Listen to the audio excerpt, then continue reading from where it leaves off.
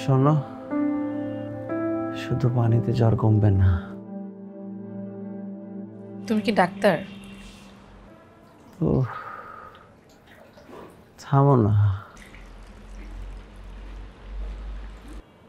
তুমি আমাকে একটু জড়িয়ে ধরবে, তাহলে আমার জ্বর কমে যাবে।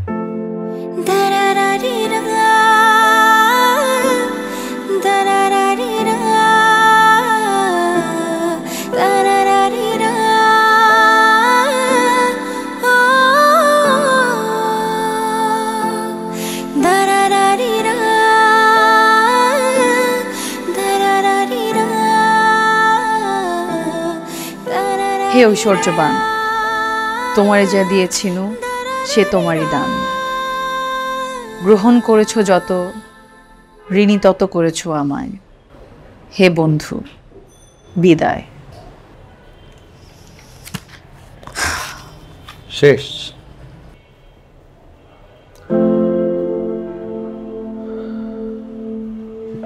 লাবণ্যর সাথে অমিতের বিয়ে কেন হলো না? না মানে রবীন্দ্রনাথ চাইলেই তো বিয়ে দিতে পারতেন না?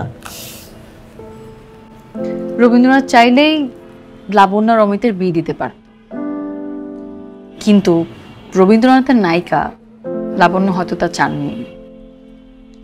দেখো, আমরা অনেক সময় ভাবি ভালোবাসলে সেই মানুষকে বিয়ে করতে হবে, এটা কিন্তু একটা ভুল ধারণা। অনেক সময় ভালোবাসা মানুষের সাথে বিয়ে হওয়া মানে তাকে চিরতরে হারিয়ে ফেলা।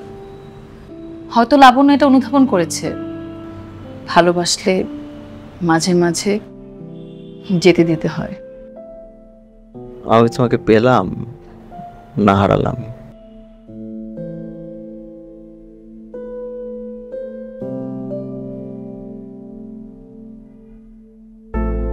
কি হলো, তুমিও কি লাবণ্যের মতো উপলব্ধি হারিয়ে ফেলেছো?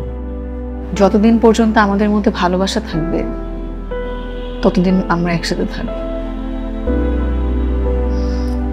যেদিন থেকে আমাদের মধ্যে ভালোবাসা থাকবে না, সেদিন থেকে আমরা মানসিকভাবেও আলাদা হয়ে যাব।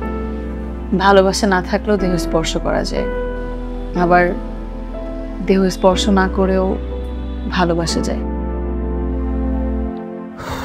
অনেক শুনেছি তোমার তাত্ত্বিক কথা, এবার শুয়ে পড়ো। একটু জেগে থাকুন। কাল সকালে অফিস আছে, শুয়ে পড়ো তো। শুয়ে পড়ো শুয়ে পড়ো। আরেকটা কবিতা শুনাই।